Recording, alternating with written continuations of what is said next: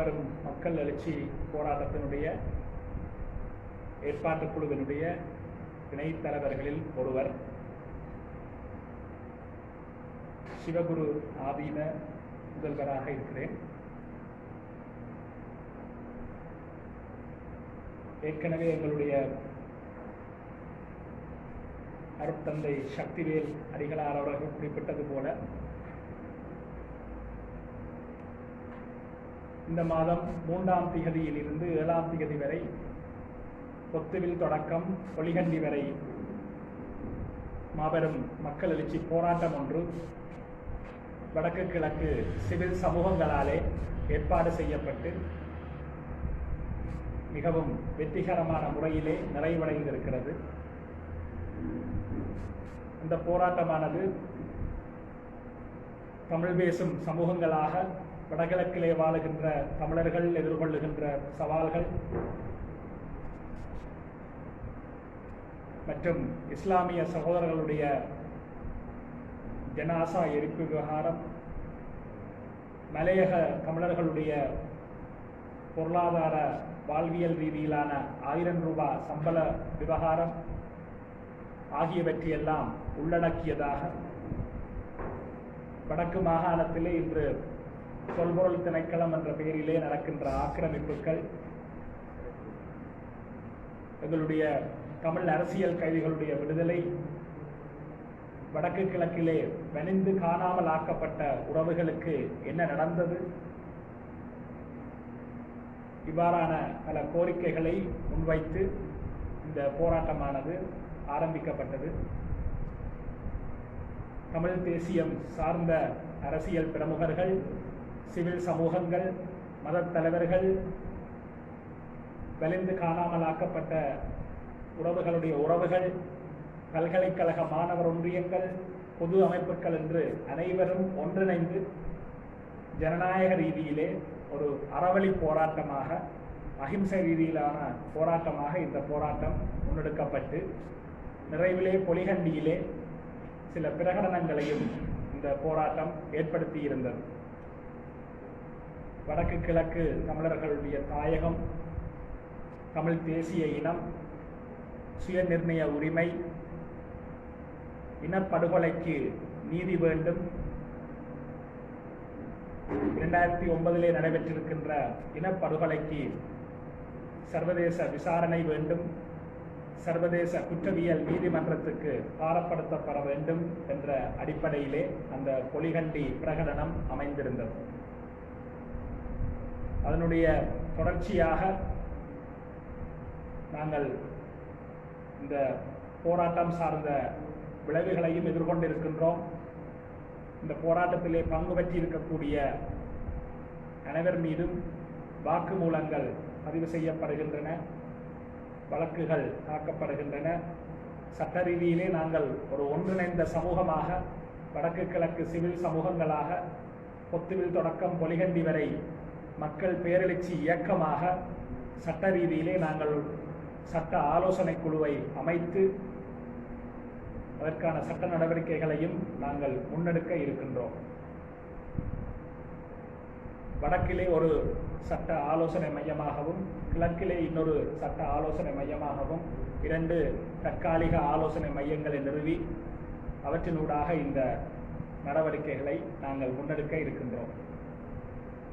இதற்கு முன்பதாக இந்த வருடம் தை மாதத்திலே தமிழர்கள், தமிழ் சிவில் அமைப்புகள், தமிழ் அரசியல் தலைவர்கள் ஒன்றிணைந்து கையெழுத்திட்டு ஐக்கிய நாடுகள் சபை மனித உரிமைகள் பேரவைக்கும் ஏனைய கட்டமைப்புகளுக்கும் ஒரு கடிதம் அனுப்பப்பட்டிருந்தது. இந்த இனப்படுகொலைக்கான நீதி வேண்டும், சர்வதேச குற்றவியல் நீதிமன்றத்துக்கு இது பாரப்படுத்தப்பட வேண்டும் என்ற விடயம் உள்ளடங்கலாக பல்வேறு விடயங்களை குறிப்பிட்டு அந்த கடிதம் அனுப்பப்பட்டிருந்தது. அந்த ஒரு திட்டத்துக்கு ஆதரவாகவும் மக்களுடைய தேவைகளையும் எண்ணங்களையும் உணர்வுகளையும் இன்று எதிர்நோக்குகின்ற சவால்களையும் வெளிப்படுத்தும் முகமாகவும் இந்த மாபெரும் மக்கள் எழுச்சி போராட்டம் நடத்தப்பட்டது.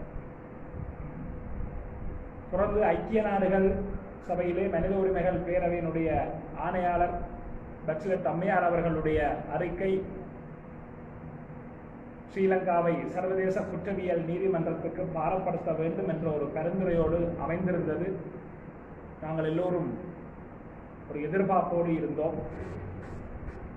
அதனைத் தொடர்ந்து இப்பொழுது வெளிவந்திருக்கின்ற இந்த ஜீரோ டிராஃப்ட் என்று சொல்லப்படுகின்ற இந்த ஆரம்ப வரைவு, பூச்சிய வரைவு தமிழர்களாகிய எங்களுக்கு நீதி கிடைக்காமல் போய்விடுமோ என்கின்ற ஒரு எண்ணத்தை ஏற்படுத்தி இருக்கிறது. அந்த ஒரு பின்னணியிலே வடக்கு கிழக்கு சிவில் சமூகங்களாக சிவில் அமைப்புகள், மதத் தலைவர்கள், அரசியல் பிரமுகர்கள், காணாமலாக்கப்பட்ட உறவுகளுடைய சங்கத்தினர், பல்கலைக்கழக மாணவர் ஒன்றியங்கள், ஏனைய பொதுவான கட்டமைப்புகள் என்று அனைவரும் சேர்ந்து ஐக்கிய நாடுகள் சபைக்கு, மனித உரிமைகள் பேரவைக்கு ஒரு கடிதத்தை அனுப்புவதற்கான முயற்சியை இன்று நாங்கள் இங்கே இந்த ஊடகவியலாளர் சந்திப்பிலே பகிரங்கமாக அனைவருக்கும் தெரியப்படுத்துகின்றோம். வடக்கு கிழக்கு சிவில் சமூகங்களாகவும் பொத்துவில் தொடக்கம் பொலிகண்டி வரை மக்கள் பேரெழுச்சி இயக்கமாகவும் இந்த முயற்சியை நாங்கள் முன்னெடுத்திருக்கின்றோம். இன்றைய தினம் அந்த கடித வரைவை நாங்கள் இங்கே வெளியிடுகின்றோம். அந்த கடித வரைவிலே அனைத்து சிவில் சமூகங்களும், அரசியல் தலைவர்களும், மதகுருமார்கள், பாதிக்கப்பட்ட மக்கள் என்று அனைவரும் ஒன்றிணைந்து கையெழுத்திட்டு இந்த கடிதத்தை ஓரிரு தினங்களுக்குள்ளே ஐக்கிய நாடுகள் சபையினுடைய மனித உரிமைகள் பேரவைக்கும், ஆணையாளருக்கும், ஏனைய அமைப்புகளுக்கும், பிரதானமாக ஸ்ரீலங்காவினுடைய விடயத்தை முன்னெடுக்கின்ற கோ குரூப் என்று சொல்லப்படுகின்ற அந்த 5 நாடுகளுக்கும், ஏனைய உறுப்புரிமை பெற்ற 47 நாடுகளுக்கும் நாங்கள் இதை வெளிப்படுத்த இருக்கின்றோம். அந்த கடிதத்தை அடியேன் இப்பொழுது ஆங்கில மொழி மூலமாக உங்கள் முன் சமர்ப்பிக்கின்றேன். Good evening to all of you. I am Velan Swamigal, co-leader of the Potthivil to Poligandi, the civil protest rally organizing team. On the behalf of Northeast Civil Societies and Potthivil to Poligandi P2P movement, today we take this opportunity to bring out a letter to the UN Human Rights Council Commissioner and to the other diplomats and to the core group countries and to the other membership countries. On the behalf of Tamil speaking people, Tamils, we are requesting them. Now I am reading out that letter draft, and today we are releasing this. After this, within 1 or 2 days, we are going to collect all the signatures from Tamil national political leaders, Tamil civil societies, Tamil religious leaders, Tamil victim groups, etc. And we are going to finalize this and send it to the relevant UN infrastructure.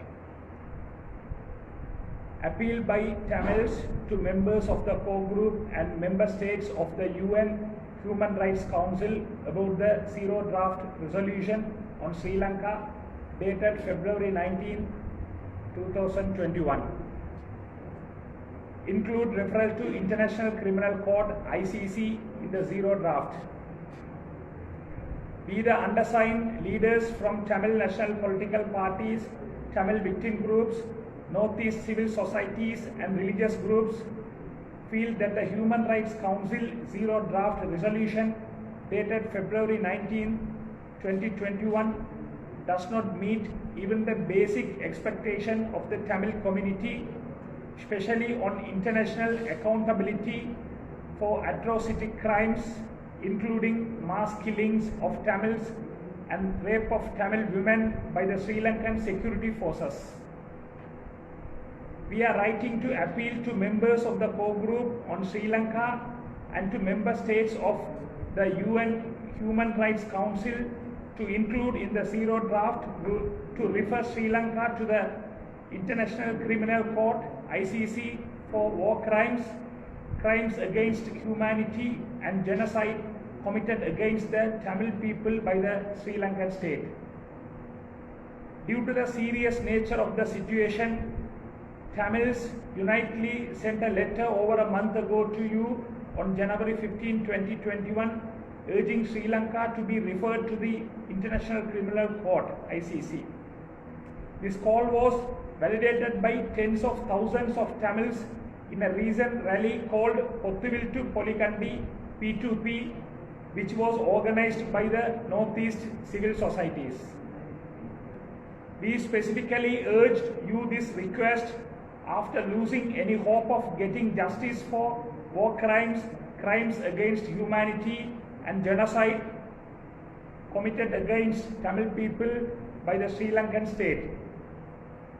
Not referring Sri Lanka to ICC will not only open the doors for abusers of atrocity crimes to escape justice, but it will also embolden Sri Lankan political leaders and security force leaders to commit international crimes against Tamil people without any hesitation, knowing well that they will not have to face justice.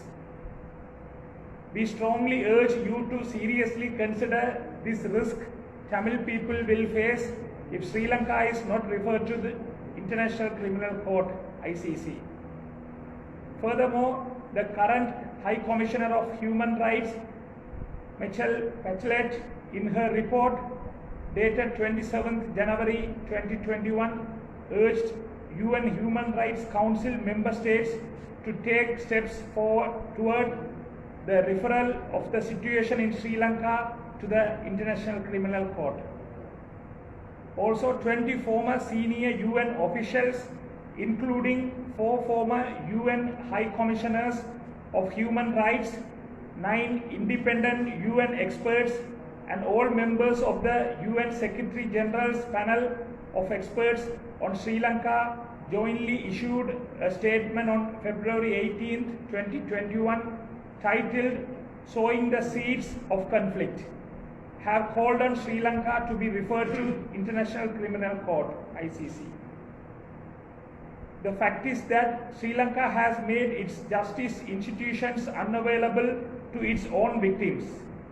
We therefore echo the High Commissioner's recommendations to work with victims and their representatives to pursue justice through universal or extraterritorial jurisdiction.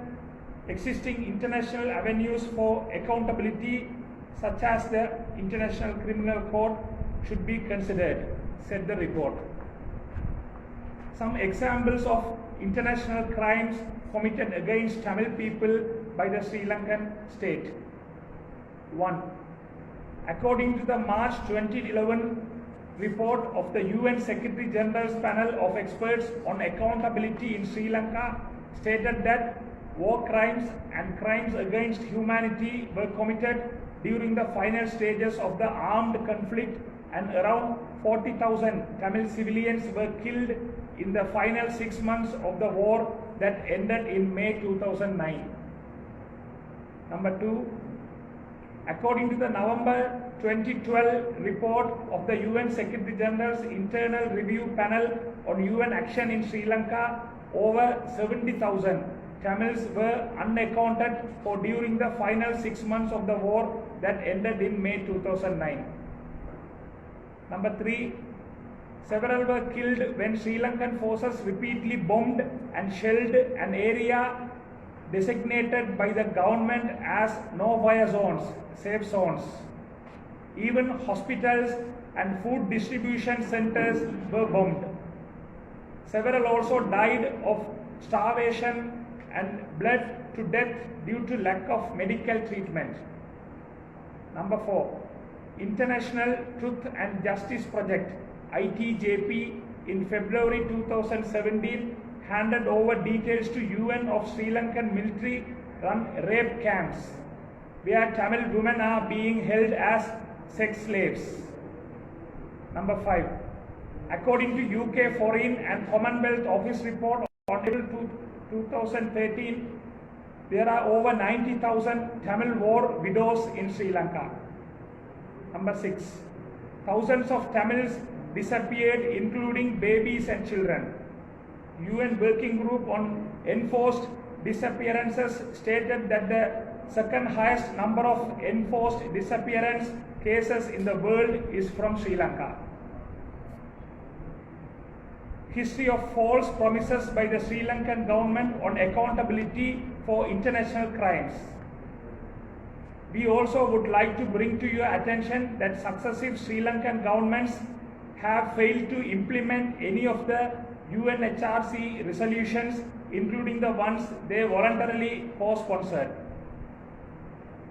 The previous government not only failed to take any meaningful steps to implement the resolution that it co-sponsored, on the contrary, the President, Prime Minister and senior members of the government have repeatedly and categorically stated that they will not implement the UNHRC resolution.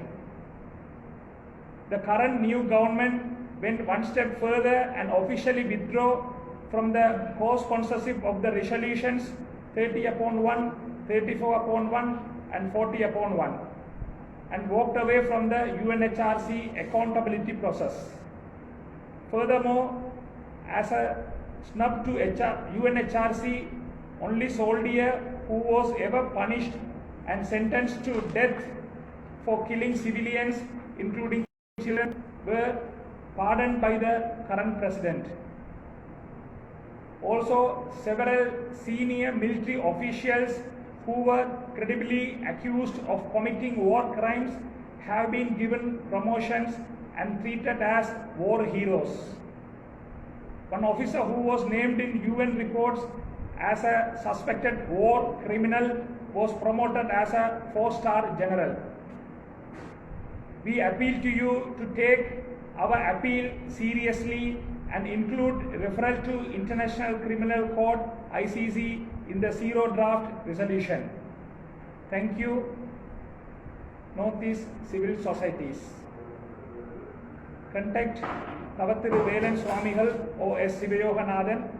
Phone +94 777 614121 or +94 77 906 0474.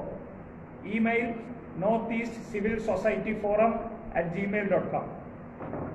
February 24th, 2021.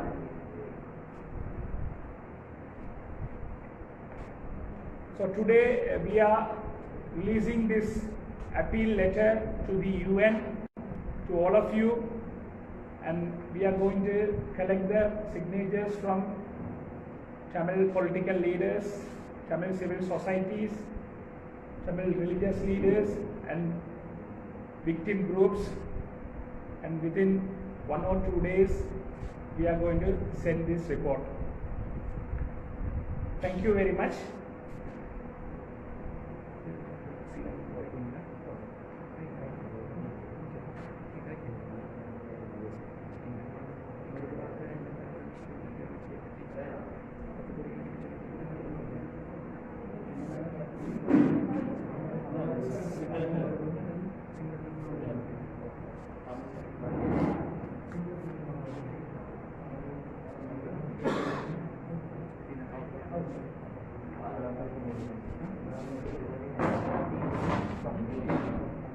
So now I call upon Mr. Sivayoganathan. He is also a co-leader for this P2P protest. So I call upon him to address. நான் இப்பொழுது திரு சிவயோகநாதன் அவர்களை அழைக்கிறேன். அவரும் அடியனுடன் இணைந்து இந்த கொத்துவில் தொடக்கம் பொலிகண்டி வரை மக்கள் எழுச்சி போராட்டத்திலே இணைத்தலைவராக இந்த விடயங்களை ஒழுங்குபடுத்தியிருந்தவர், அவரை அன்புரிமையோடு அழைக்கின்றேன். நன்றி.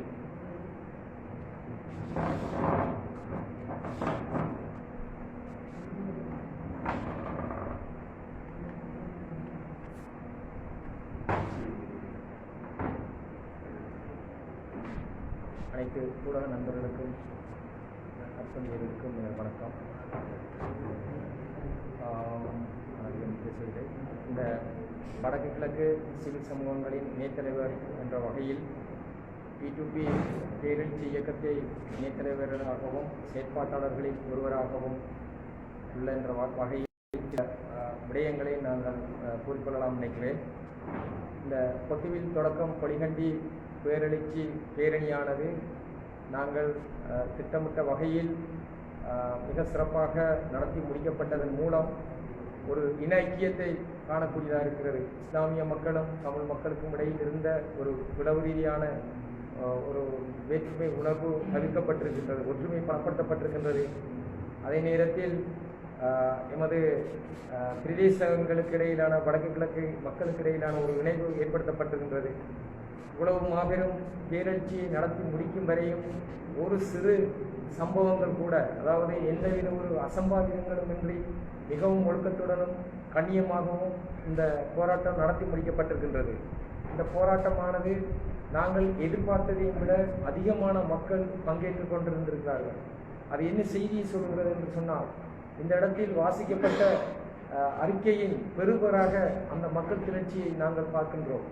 எனவே இந்த அரசானது இந்த நாட்டில் நடத்தப்பட்ட, அதாவது வடக்கு கிழக்கில் வாழ்கின்ற தமிழ் தேசிய இனங்கள் மீது நடத்தப்படுகின்ற அநீதிகளுக்கு தீர்வினை பெற்று தர வேண்டும் என்பதை நாங்கள் இந்த இடத்தில் வலியுறுத்தி நிற்கின்றோம். அதேபோல் உங்களுக்கு தெரியும், நாம் ஏற்கனவே கூறப்பட்டது போல பல விடயங்கள் அநேகமாக கிழக்கு மாகாணத்தில் வடக்கு மாகாணத்தில் கூட இன்றைக்கு கால்நடைகளுக்கு கூட மேய்ச்சல் திரைகள் இல்லாத ஒரு நிலைகள் உருவாகி இருக்கின்றது. இன்றைக்கு நாங்கள் மக்களுக்காக போராட வேண்டிய நிலை மாறி இன்றைக்கு கால்நடைகளுக்கும் நீங்கள் வாழ விடுங்கள் என்று கேட்கக்கூடிய ஒரு துப்பாக்கியமான ஒரு நாட்டில் நாங்கள் வாழ்ந்து கொண்டிருக்கின்றோம். எனவே இந்த அரசானது எமது தம் பேசும் தேசிய இனங்களுடைய உரிமைகளை மதித்து அவர்கள் முன்வைக்கும் கோரிக்கைகளுக்கு இசைந்து செயல்பட்டு ஒரு ஜனநாயக நாட்டினை கட்டி எழுப்புவதற்கு முன்வர வேண்டும். அல்லது எல்லா துறைகளிலேயும் இராணுவத்தினரை முன்னிலைப்படுத்தி ஒரு மறைமுகமான இராணுவ ஆட்சியினையோ அல்லது ஒரு அச்சுறுத்தலையோ விடுவதன் மூலமாக எமது போராட்டத்தினை மழுங்கடிக்க முடியாது. அதே போன்று தற்சமயம் விசாரணைகள் நடைபெற்றுக் கொண்டிருக்கின்றது. நாங்கள் என்ன குற்றம் செய்தோம்? நாங்கள் இந்த நாட்டின் அரசியல் ஜாப்பில் வலியுறுத்தப்பட்டிருக்கின்ற ஜனநாயக உரிமைகளுக்கு ஏற்ப எமது உரிமை போராட்டத்தினை நடத்தியிருக்கின்றோம். அகிம்சை வழியில், அறவழியில் இந்த போராட்டத்தினை நடத்தியிருந்தோம். இந்த போராட்டத்தின் மூலம் யாருக்குமே ஏதோ ஒரு சிறு சம்பவங்கள் கூட அசம்பாவிதங்களை நடக்காத வண்ணம் நடத்தி முடிச்சிருக்கின்றோம். எங்கள் மீது எந்த வழக்கினை நீங்கள் தொடர்வதற்காக போலீசாரை வைத்து விசாரணை செய்து கொண்டிருக்கின்றீர்கள். எனவே இது போன்ற செயல்பாடுகளை நீங்கள் தயவு செய்து நிறுத்திவிட்டு ஒரு ஜனநாயகமான ஒரு நாட்டை கட்டியெழுப்புவதற்கு நீங்கள் முன்வர வேண்டும். எனவே இந்த நேரத்தில் எங்களுடன் பாதிக்கப்பட்ட வலிந்து காணாமலாக்கப்பட்ட உறவுகளின் தாய்மாரும் வந்திருக்கிறார்கள். அவர்கள் 4 வருடங்களை பூர்த்தி செய்து இந்த போராட்டத்தில் கலந்து கொண்டிருக்கிறார்கள். அதேபோல் 15-20 வருடங்களுக்கு மேலால் எந்த விதமான விசாரணைகளும் இல்லாமல் அரசியல் கைதிகள் விடுதலை செய்யப்படாமல் தடுத்து வைக்கப்பட்டிருக்கிறார்கள்.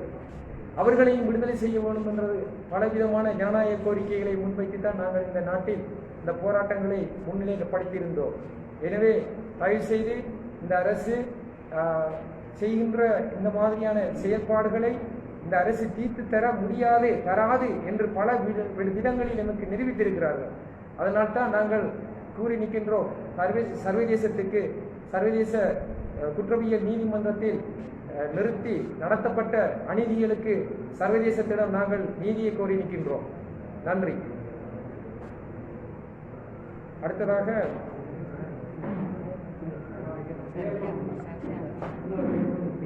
என்னுடைய பெயர் சிவயோகனா, வடக்கு கிழக்கு சிவில் சமூகங்களின் செயற்பாட்டாளர்.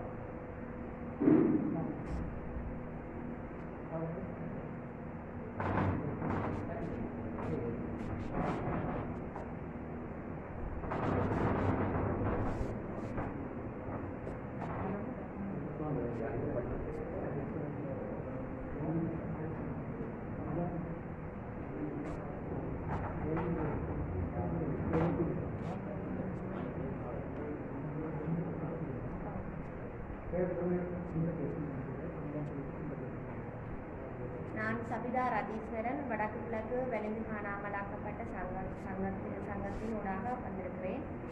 මම සබිතා රදීස්වරන් තුරු නැගෙනහිර පළාත් බලහත්කාරයෙන් අතුරුදහන් වූ ගුවන්ගේ ඥාතීන්ගේ සංවිධානය වෙනුවෙන් පැමිණේ. අපි මීට පෙර විධිගවත් වාචිකවත් ඉල්ලා සිටියේ ශ්‍රී ලංකාවේ අපගේ ප්‍රශ්නය निराකරණය කිරීම සඳහා ජාත්‍යන්තර අපරාධ අධිකරණයට ඉල්ලීමක් කර බාර දෙනු ලෙසයි. එක්සත් ජාතීන්ගේ සංවිධානය ගරු මානව හිමිකම් මහ කොමසාරිස්තුමාගේ වාර්තාවේද එම කරුණ සඳහන්ව තිබූ අතර තවත් UN සමාජික රටවල් 23ක් ශ්‍රී ලංකා රජය ජාත්‍යන්තර අපරාධ අධිකරණයට ඉදිරිපත් කළ යුතු යයි ප්‍රශ්නය ප්‍රකාශ කර තිබුණි. එහෙත් වර්තමාන යෝජිත UN 0 යෝජනාවලින් සම්බන්ධව කිසිදු සඳහන් නොමැත. අවුරුදු 11ක් පුරා ශ්‍රී ලංකාවේ අපගේ ප්‍රශ්නය निराකරණය කිරීමටත් හෝ සත්‍ය සහ යුක්තිය මේ වනතුරු අපට ලබා නොදී නොසලකා හැර ඇති අතර අපගේ එකම ඉල්ලීම ශ්‍රී ලංකා රජය ජාත්‍යන්තර අපරාධ අධිකරණයට කැඳවා අපට සත්‍ය සහ යුක්තිය ලබා දෙන ලෙසයි. ස්තුතියි.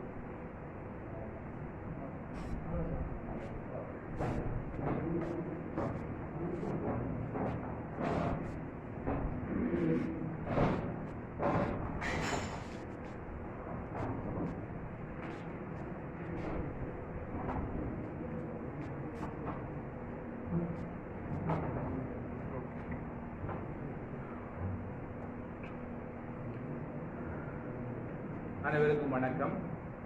என்னுடைய பெயர் அர்ப்பணி கந்தையா ஜெகதாஸ். நான் வடகிழக்கு சிவில் சமூக செயற்பாட்டாளர்.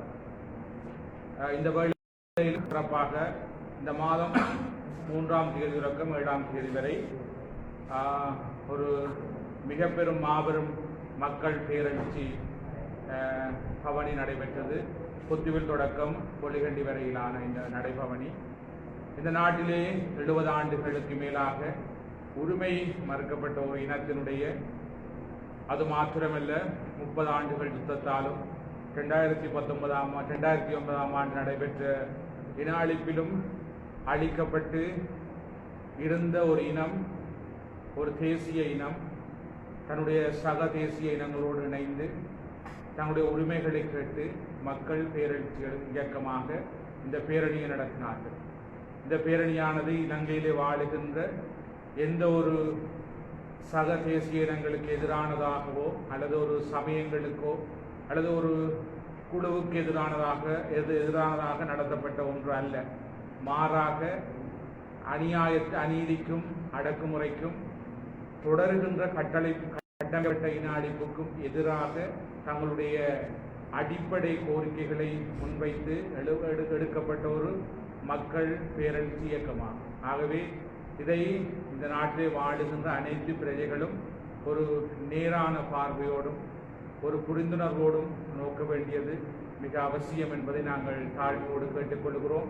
இந்த பேரணி என்பது இந்த மக்களுக்கு கிடைத்த இந்த நூற்றாண்டிலே மிகப்பெரிய இன அழிப்பை சந்தித்த இந்த தேசிய இனம் தங்களுடைய உரிமைகளுக்காக அடக்கப்பட்டு தொடர்ச்சியாக பறிக்கப்பட்டிருக்கின்ற உரிமைகளுக்காக அவர்கள் மக்கள் இயக்கமாக எழுந்தார்கள்.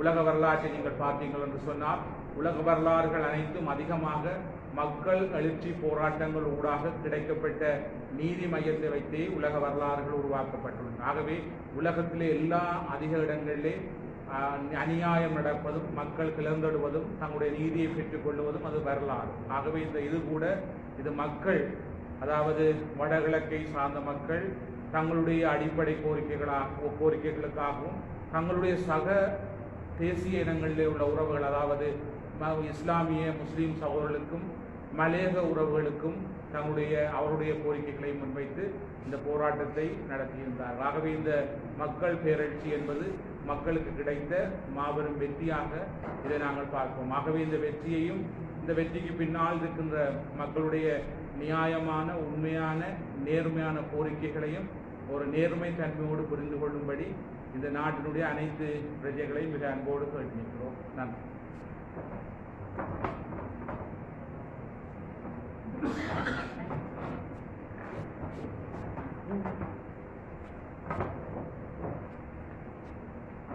இந்த ஊடக சந்திப்பின் இறுதியில் ஐநாவுக்கு அனுப்ப வேண்டிய கடிதத்தில் இங்கு வந்திருக்கின்ற அருட்தந்தையர்களும் சிவில் சமூக அமைப்புகளும் கைச்சாற்றப்பட இருக்கின்றார்கள். எனவே அதற்கு முன்பதாக வந்திருக்கின்ற ஊடகவியலாளருக்கு ஏதும் தெளிவுபடுத்த வேண்டியிருந்தால் நீங்கள் ஏதும் கேட்கலாம். මෙම මාධ්‍ය සාකච්ඡා අවසානයේදී UN සංවිධානයේ යවන තිබෙන ඒ ලිපියේ අත්සන් තබනවා පැමිණ සිටිනා වූ සියලුම ආගමික නායකයන් ඒ වගේම සිවිල් සංවිධානීය කරන අය. ඊට පෙර පැමිණ සිටිනා වූ මාධ්‍යවේදීන්ට අද කලාව මේ මාධ්‍ය සාකච්ඡා පිළිබඳව කුමක් හෝ ප්‍රශ්න තිබෙනවා නම් දැන් අසන්නට පුළුවනි. පැහැදිලි කර ගැනීම සඳහා.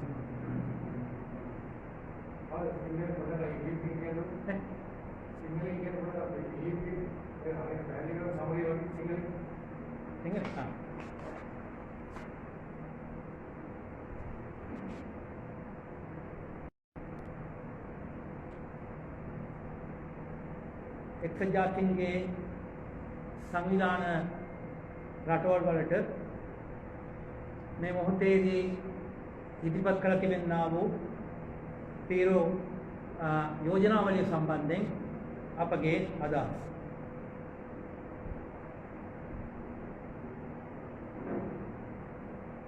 පහත අසන්තවන අයවන අපි මේ මොහොතේදී කියා සිටින්නේ තීරෝ ඒ ඩ්‍රාෆ්ට් ඒ මූලික යෝජනාවලියේදී අප විසින් බලාපොරොත්තු වන කිසිවක් ඒ සඳහන් කර නැහැ. ඒ වගේම සිදු වුණා වූ ඒ යුද අවසන් කාලවලදී ජනසංහාරයක් සිදු වුණා.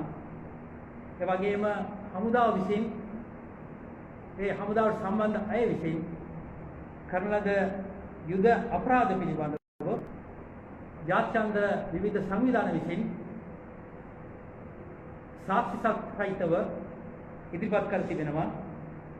ඒ ඉදිරිපත් කර තිබෙනා වූ ඒ කරුණු කාරණාව සාකච්ඡාවට වාජන වෙන්නේ නැති තත්ත්වය උදා වී තිබෙනවා. ඒ වගේම මානවිකම් කොමිෂන වන මිචෙල් විසින් සංවේ සූදානම් කර තිබෙන වාර්තාවේදී සඳහන් වෙනවා සිදුවුණු සියලු යුද අපරාධ පිළිබඳව මානවිකම් උල්ලංඝනය පිළිබඳව සංහාරය පිළිබඳව සඳහන් තිබෙනවා. ඒ විතරක් නෙමෙයි ජාත්‍යන්තර යුද අපරාධ අධිකරණයට ඉදිරිපත් කළ යුතුයි යෝජනා කර තිබෙනවා. නමුත් මේ මොහොතේදී යෝජනාවක් ලෙස ඉදිරිපත් කර තිබෙනා වූ ගෙන තිබෙනා වූ යෝජනාවේදී ජාත්‍යන්තර යුද අපරාධ ඒ අධිකරණයට ඉදිරිපත් කිරීමට හෝ වෙනත් සුදුසු ක්‍රියාවලියක් ගැනීමට සූදානම් නැති බව අපට පෙනෙනවා. මේ මොහොතේදී අපි කියන්න කැමති අවුරුදු 10ක් තිස්සේ ජාත්‍යන්තර මානවිකම් සම්මේලන විසින් ඉදිරිපත් කරන ලද කිසිදු යෝජනාව පිළිගැනීමට හෝ ක්‍රියාත්මක කිරීමට කලින් තිබුණු රජයන් හෝ වත්පත් රජයන් සූදානම් නැති විතර පමණක් නෙමෙයි එම යෝජනා ක්‍රියාත්මක කරන්නේ නැති බවට ඔවුන් ප්‍රකාශ කර තිබෙනවා. සිවිල් සංවිධාන නියෝජනය කරන අප විසින් මෙම ලිපිය අඩංගු කරුණු සැලකිලිට ගනිමින් ජාත්‍යන්තර යුද අපරාධ අධිකරණයට යුද අපරාධ කළ සියලු දෙනාම ඉදිරිපත් කරන ලෙසත් අපට යුක්තිය ඉදිකර දෙන්නටත් අපි ඉල්ලා සිටිනවා.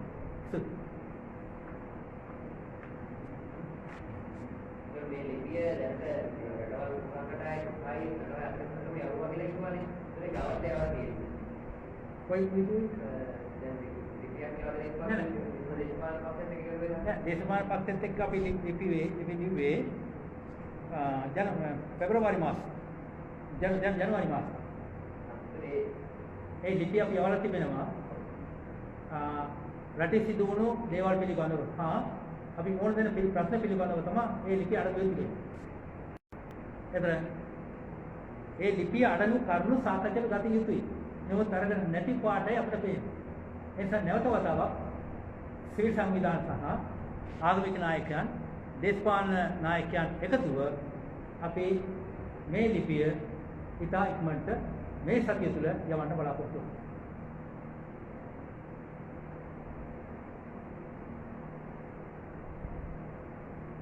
හරි, වෙනත් ප්‍රශ්න නැත්නම් අපි තවත් එක ප්‍රශ්නයක් තියෙනවා.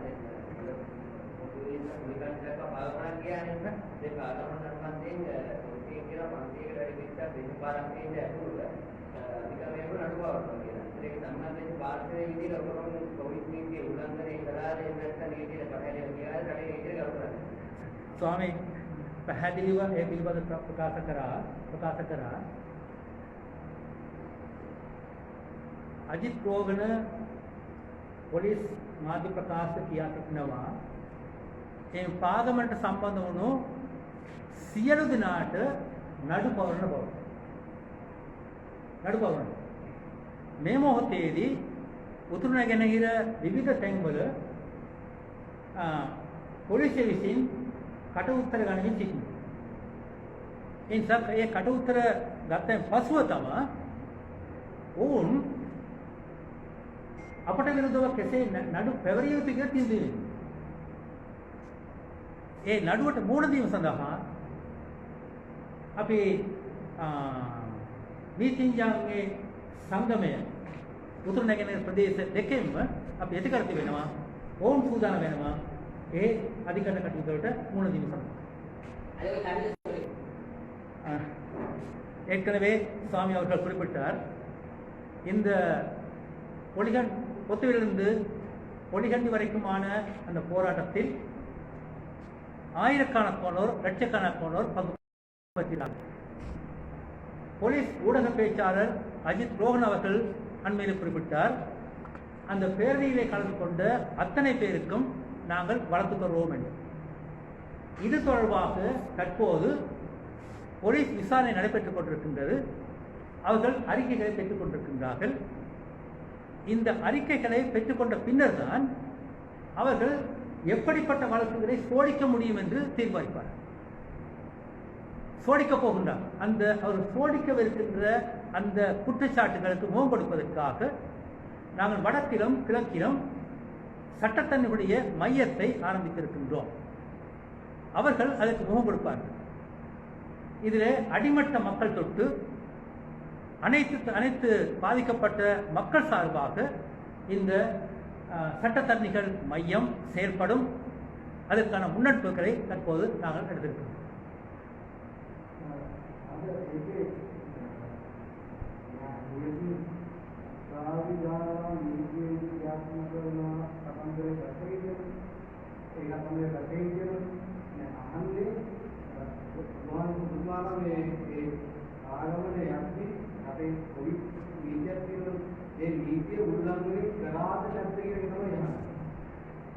அப்போ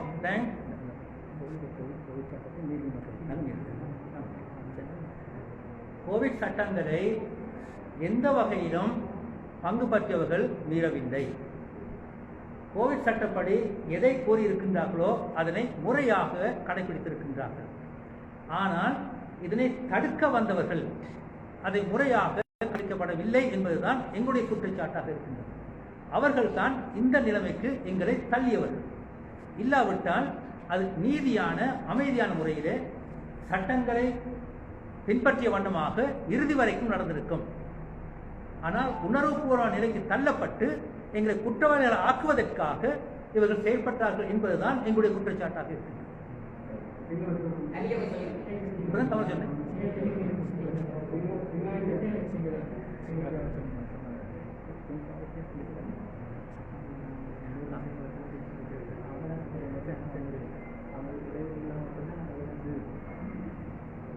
කොතවෙල් සිට පොඩිගන්ඩි දක්වා අපි ගියා වූ පාගමනයේදී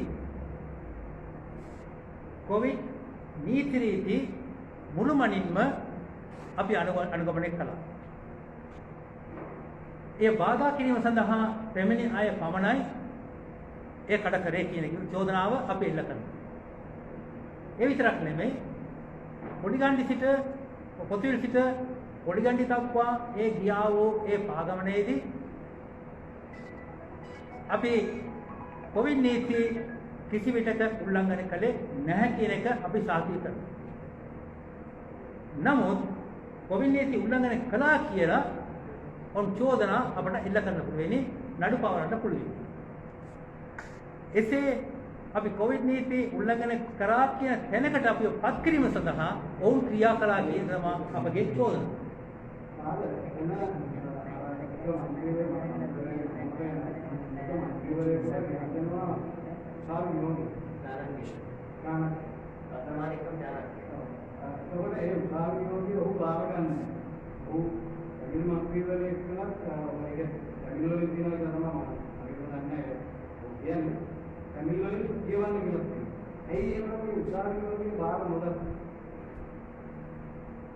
මේ ප්‍රශ්න මේ මොහොතේදී මොකද අපි පාගමනින් ගියා විවිධ දේශපාලඥයන් සම්බන්ධ වුණා. හරි? ඒ විවිධ දේශපාලන සම්බන්ධ වෙන පුළු වෙලාවෙදී සමහර අවස්ථාවේදී පෞද්ගලිකව වුන් ක්‍රියා කර තිබෙනවා. තමන්ගේ මත මතන්නත් එක්ක. ඒක තමයි කියන්නේ. ඒක අපට උත්තර දෙන්න බෑ. මොකද සංවිධානාත්මකව අපි ඒ ගමන් කරා. ඒ සංවිධානයේට උසාවියෝග ලෙවල් තිබුණා නම් ඒ පාගමන සංවිධානය කරපු අය ඒකට පිළිතුරු දෙන්න. නමුත් දේශපාලඥයන් තමන්ගේ කලස් පෙන්වන්න, තමන් ස්ටාර්ට් පෙන්වන්න මොන දෙයක් කරන්න ඉඩ තියෙනවා. ඒකට අපි වයිකින් බාර ගන්න බෑ. ඒ කියන්නේ දැන් සංවිධානයේ උතුමාල ඔව්. එතකොට සංවිධානයේ උතුමාල එතකොට උතුමාලට මේ උසාවියෝගයක් ලැබුණේ නැහැ.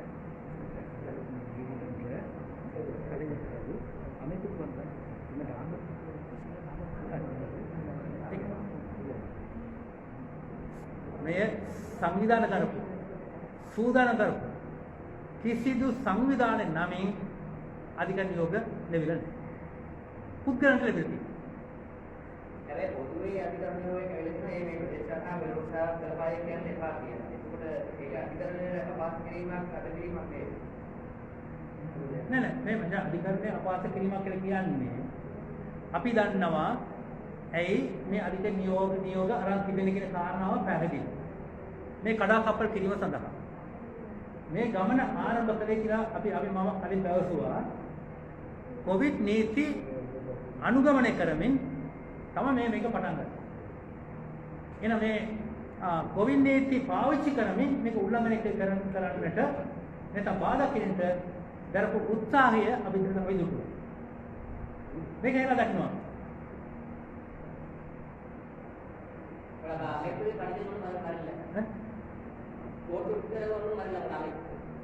இந்த பேரணி சம்பந்தமாக நாங்கள் பல்வேறு அமைப்புகள் ஒன்று சேர்ந்து இதற்கு அழைப்பு விடுத்தோம். இந்த அழைப்பு விடுத்த எந்த ஒரு அமைப்புக்கும் இதுவரைக்கும் சட்ட ரீதியாக நீதிமன்றத்திலிருந்து எந்த தடை உத்தரவோ ஒன்றும் வரவில்லை. தனி நபர்களுக்கு வந்திருக்கின்றது. தனிநபர்களுக்கு வந்ததை நாங்கள் பொறுப்பேற்க முடியாது. இந்த பேரணி நிறைவு பெற்று 23 நாட்கள் கடந்துள்ளது. இந்த பேரணியில் கலந்து கொண்ட யாருக்காவது கொரோனா தொற்று இருப்பதாக பதிவாகியுள்ளதாக நீங்கள் அறிகிறீர்களா? අද අපිට ඉපත් කරා. ඒ කියන්නේ මේ පාගමන අවසන් වෙලා දවස් 23ක් සම්පූර්ණ වෙලා තිබෙනවා. ඒ පාගමන නිසා කොරෝනා වසංගතය ව්‍යාප්ත වුණා කියලා පොතේ සඳහන් තිබෙනවා. ආගමන නිසා තැන්ටවල එකෙන් දෙන්නෙක් මේ හොයා ගන්න පුළුවන් එනොත් අර විශාල සංඛ්‍යාවක් සම්සම් වෙනවා. එහෙනම් මේ දහස් ගණන් ලක්ෂ ගණන් සංඛ්‍යාවට ඒ කොරෝනා වසංගතය ප්‍රතිවිරුද්ධ වෙන්නේ මොකද? එසේ නැහැ. අපි පරිවර්තන ඉල්ල. එහෙම නැහැ. ඒ නිසා මේක කොරෝනා නිසා බාධා කරන කිරීම කියන්නේ අපිව බාධා කිරීමක් කියනවා අපි කියන්නේ. அப்படி என்றால் எந்த அடிப்படையில் உங்கள் மீதான வழக்குகள் தொடுக்கப்படுகிறது? ඒ රජතුමා දන්නේ. අම්මා 2 minutes අසන්න.